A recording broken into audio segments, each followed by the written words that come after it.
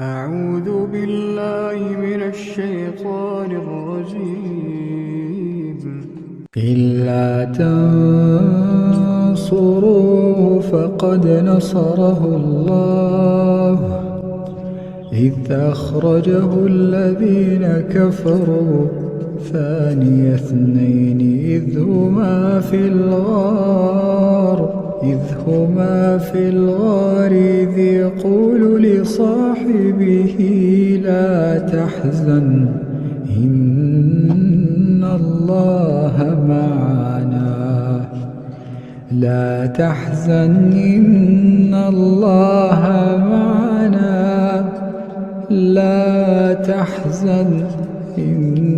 الله معنا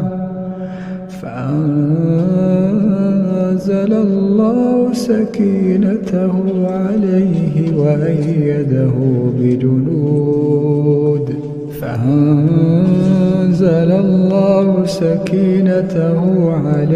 وأيده بجنود لم تروها وجعل كلمة الذين كفروا السفلى وكلمة الله هي العليا